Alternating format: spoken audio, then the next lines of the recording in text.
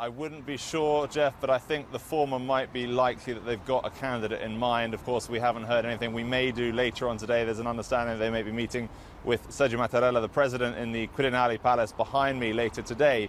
But it's been a very busy weekend for Luigi Di Maio and Matteo Salvini. They've been trying to hash out a shared set of policies they can agree on in order to form this coalition government. They've, of course, got very, very different views on a number of issues, but one area of common ground seems to be migration. That's something they're going to have to try and confront as we get closer to the summer season, as it were, where we see record numbers of migrants crossing the Mediterranean into Italy. That's something that League has made a real central plank of their campaign, and in fact, it's pretty much their raison d'etre in many ways. But that's something that the Five Star are trying to get round to understanding their point of view.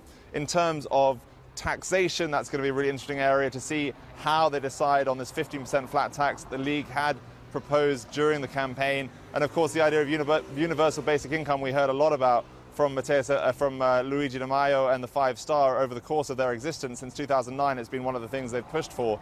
Quite how that will work, given that Matteo Salvini has said it would foster a culture of dependency, remains unclear. In terms of the country's economy, that's going to be a major, major issue on the table once they sit down and do try and form a government, because, of course, Italy's economy not faring quite so well compared to many of its European counterparts. There have been questions about what will happen when their countryman, Mario Draghi, decides to potentially end the era of cheap money, what that will mean for Italy's finances. So a lot of questions swirling around here in Rome today. We may get some answers later on, though. I don't think we'll get some of the answers that I've got questions to. But anyway, look, here we go. Right, they're going to upset all kinds of people here, left, right and centre. It's just a question of who they upset first. Let's be honest about it. They're up in arms with the Commission about migration. They're up in arms with the Commission about budget. They're going to upset the Commission about pensions. You mentioned taxes and flat taxes there as well. All kinds of issues there, which if they are true to their word, then they're going to be on a collision course with the Commission and the Eurozone about that as well. So, do they upset the Commission, the markets, or indeed their own voters by toning down some of the pre-election rhetoric as well? Either the markets, the Commission, or their voters. Who are they going to upset first, Willem?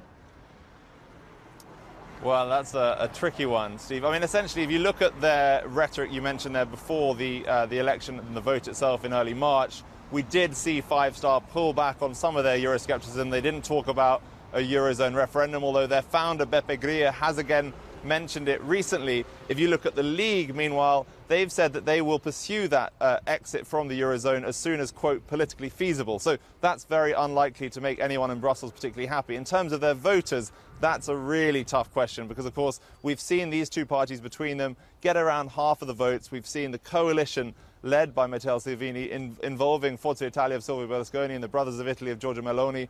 They now may fragment slightly if this coalition government goes through. That will leave a lot of voters potentially unhappy that Matteo Salvini has a critical role in government, but he's not including his coalition partners.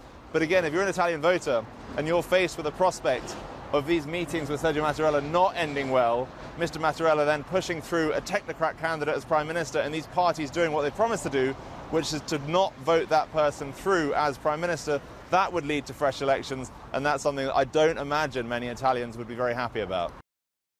Hey everybody, it's Hadley Gamble from our new CNBC Middle East Bureau in Abu Dhabi. Thanks for stopping by. Now to watch more, you can try one of the videos that just popped up on your screen. And don't forget to subscribe.